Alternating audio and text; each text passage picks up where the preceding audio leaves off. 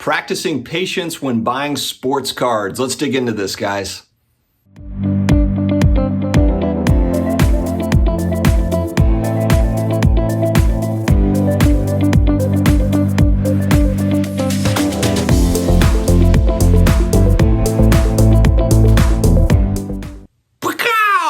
It is Saturday morning. How is everybody doing? I just grabbed coffee. I just woke up, really. If you haven't noticed, I'm looking a little shaggy. And I've got my Metallica band t-shirt that's a concert t-shirt, concert t-shirts. I'm ready to kick off the holiday weekend, get some grilling going, watch some soccer, have a few cold ones. Let's get this holiday weekend going, you guys. If you are new here, please hit the subscribe button, the notification bell. If you like what you hear, hit the like button. If you don't like it, I guess you could hit dislike, but I think that you're going to like it, guys. We're talking a lot about sports cards. We're talking a lot about collectibles, and we wrap in personal finance on this channel as well. I will have a personal finance video coming out today. I missed Personal Finance Friday yesterday, just a wild day. So it's going to be Personal Finance Saturday. We'll be coming out a little bit later. But right now for this video this morning, we are talking about practicing patience when buying sports cards. You guys know, if you watch the channel, that I am gearing up to go to the National at the end of July. I'm so excited about that. My wife and I are going to make the trip and looking forward to that show. And not that I feel like I'm going to get some amazing deals while I'm at the National. Maybe I will, maybe I won't. But just from the sense of that I want to budget properly and make sure that I'm fairly well funded while there, I am practicing patience by not buying any sports cards for the 30 days leading up. And it's the first time that I haven't bought a card, if I can stay with that, if I can stay disciplined. In the last 18 months, 30 days will be the longest I've gone without buying a card. So it's going to take some discipline. I'm looking forward to the end result of me staying disciplined and being able to buy some things at the National. So we'll see how that goes. But I wanted to talk about this because I think that there are a lot of people that are in limbo right now, and I'm one of them. But I think that it might be for different reasons. It's not that I'm just not buying cards anymore because they're not going up. Actually, I'm kind of in a weird spot where I feel like I should be probably buying more than I have been previously. But there was actually a really good video that came out yesterday, I believe, a channel called Sports Card Analytics, if you haven't been to his channel yet. And he kind of broke down a strategy that he had come up with, which I thought was really good. And you can use it if you're using either Card Ladder or Market Movers or any of these other data tools that are tracking data. And essentially what it looks at is, what he was talking about is he's looking at the initial floor. And what that means is when a card is kind of coming off of being, there's excitement, and then all of a sudden it's come way down off of that excitement. And then there's a floor there that kind of happens. But what's happening is we're seeing that the floor, the initial floor of kind of the fall.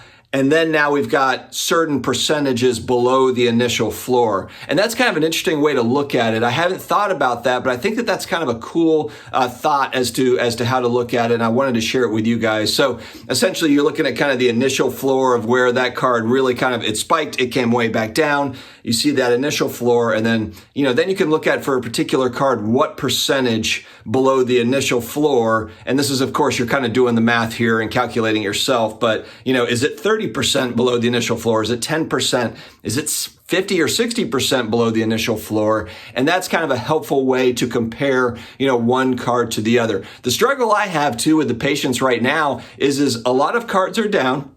Not all cards. I'll get to that in a little bit. But a lot of cards are down in price, and it is like being in Toys R Us, like in my childhood. This Christmas, Toys R Us is the place for all your presents. Our brand new Christmas catalog is out now, packed with 132 pages of... And then getting to one aisle and being like, oh yeah, sweet.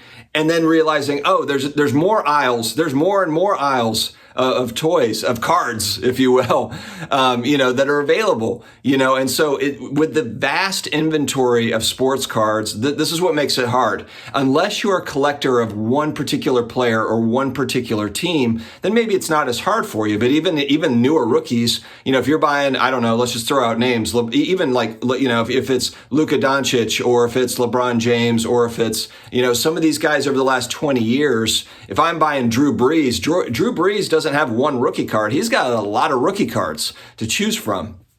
So, it's not easy. There's so much inventory out there. And then if you are someone that likes to buy and sell cards and you're getting into multiple sports, it is an endless sea of cardboard out there. It is endless. And so that's where this is a difficult time, because it's not about, not buying. It's about what to buy. And obviously we all have to make that decision for ourselves. The one thing too that, and I know I'm not on the complete bandwagon of, all base cards are worthless type deal, but I do like some of the base cards. It depends on what we're talking about, which player, which set, etc. For modern, ultra modern. But where I do think, I guess the pit of my stomach of whether or not I'm going to buy a base rookie card, is how many of these do I think are sitting at a grading company waiting to be slabbed? Because we talk a lot about the PSA backlog, but you've also got a pretty big BGS backlog. We don't know those numbers. It's probably not, 5 million cards at BGS, but it's probably substantial. I would guess it's still substantial. And I buy BGS the same way that I like BGS just like PSA. SGC doesn't necessarily have, a backlog, but there's still cards, at least right this second. And CSG, these are kind of the main companies I'm looking at. How many cards of this particular, player or set, whatever, are sitting there waiting to be graded? Because, and even if it's a low pop card, that's one thing that to be mindful of too. If it is a base rookie card that was fairly available, but maybe there's not a lot on the pop report. I'll give an example of a card actually. And this is not necessarily a massively produced card, but it just has me wondering. And it's a card that I want to own. I've held off on it. I almost dealt for one at the Dallas Card Show. 2012 base Tom Brady PSA 10. First year Prism football. So it's a cool card. Like I said, I want to own the card.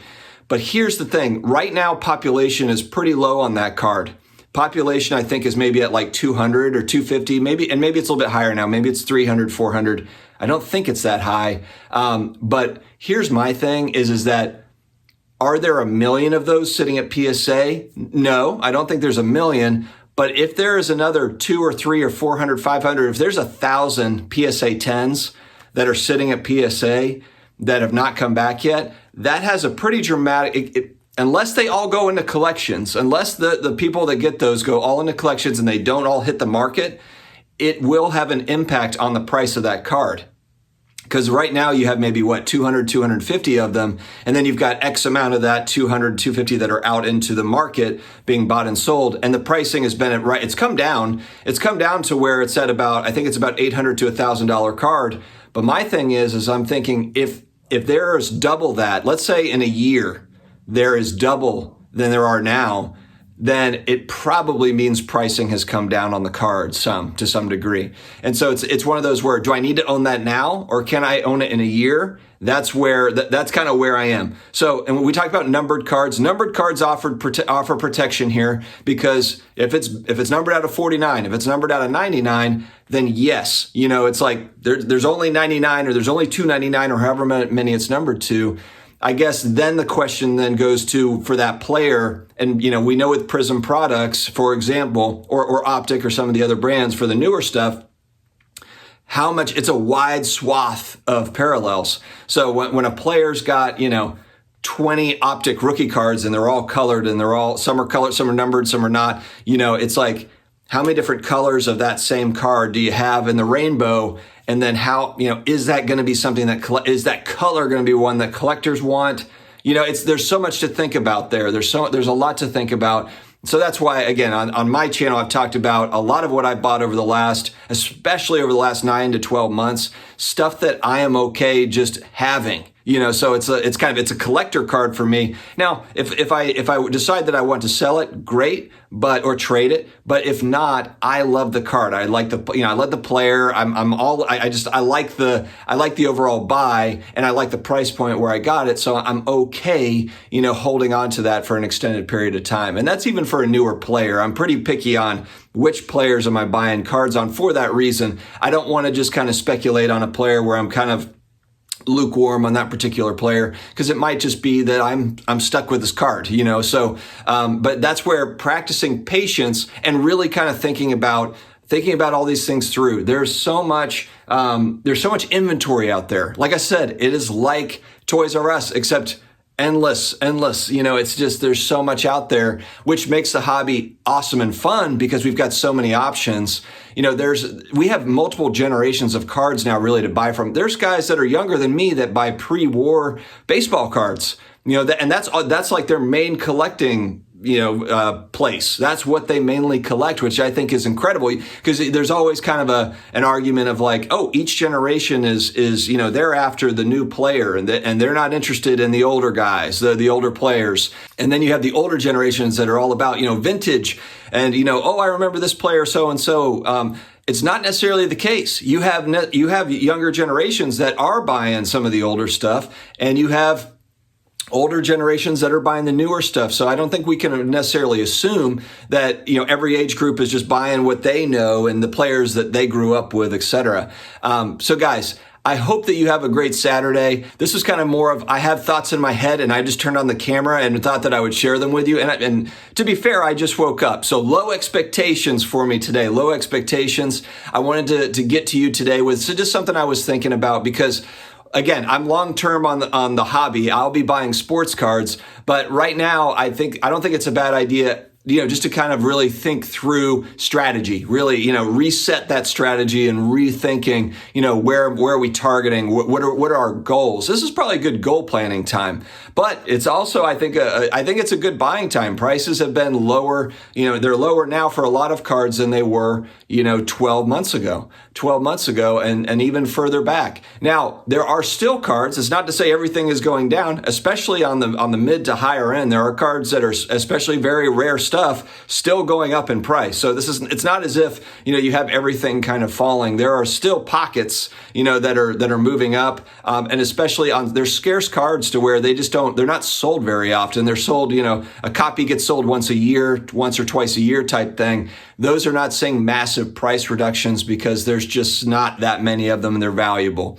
So that's the supply-demand dynamic that's playing in there. All right, folks, have a great Saturday. Go England today against the Ukraine. Let's go England. Italy won yesterday too. My in-laws, my family, my wife is Italian. She is from Florence originally. She was born and raised in Florence, Italy. And so she was pretty fired up along with the fam. So we've got Italy. Are we eventually going to have a meeting of Italy-England, house divided? I think we might. We will see. Let's go for England. I don't want to jinx them, but they have not surrendered a goal yet during this tournament. So, dang it, I just probably ruined it for us. Anyway, you guys stay healthy, stay awesome, and I will talk to you again later.